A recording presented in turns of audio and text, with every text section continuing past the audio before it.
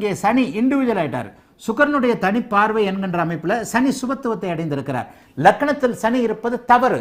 ஆனால் அந்த லக்னத்தில் சனி இருக்கின்ற அமைப்புகளை சுபத்துவ அமைப்பு வலிமைப்படுத்துகிறது, சுபத்துவ அமைப்பு குளுமைப்படுத்துகிறது. வலிமை மற்றும் குளுமை என்பது சரியான ஒரு வார்த்தை. அப்ப அந்த குளுமைப்படுத்துகின்ற லக்னாதிபதி சுப வலிமையில் இருக்கக்கூடிய 6ஆம் அதிபதி. இந்த இடத்துல எதிர்பாராத தனம் எதிரிகளின் தனம்னு வந்துடும். இவரும் அமாவாசை தான்.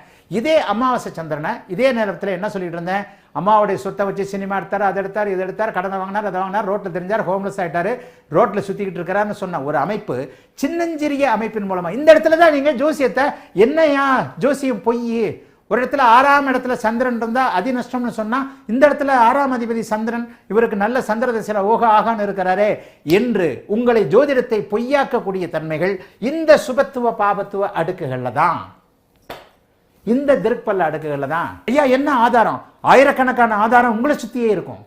2 கும்பலக்கணக்கான சந்திர தசை நடந்தான எடுத்துப்பார். யார் ஒருவர் தலைகளாக பிளாட்பாரத்தில் இருந்தார், யார் ஒருவர் ஒரு மாதிரியான ஒரு நெகட்டிவான அமைப்புகள் சினிமா எடுத்து 10 கோடி ரூபாய் வருமானம் வருவது என்பது ஒரு நிலையில வேற மாதிரியான அமைப்புகள் தான். எதிர்பாராத அதிர்ஷ்டம்னு தான் சொல்லணும். அது சினிமாவில் எல்லாருமே சம்பாரிச்சிடுறதில்ல, எல்லா படமும் ஓடிடுறதில்ல. அப்ப இந்த இடத்துல நெகட்டிவாக இருக்கும்போது பணத்தை இழக்கக்கூடிய அமைப்பு, பாசிட்டிவாக இருக்கிறது அமைப்பு. அதே சந்திரன், அதே அமாவாசை சந்திரன் லக்னாதிபதி வலுத்திருக்கிறார், 6ஆம் அதிபதியாகி அவர் வலுத்திருக்கிறார், குருவின் பார்வையில் இருக்கிறார். அப்ப என்ன, கடன் வாங்கியிருப்பாரு, கடன் கொடுத்திருப்பாரு, கடனால பிழைத்திருப்பாரு, எதிர்பாராத தனவரும் எதிரியின் தனவரும் என்ற 6ஆம் இடத்து அமைப்புகள் அத்தனையும் அப்படியே கொடுக்கக்கூடிய தன்மைகள் இந்த இடத்துல உண்டு.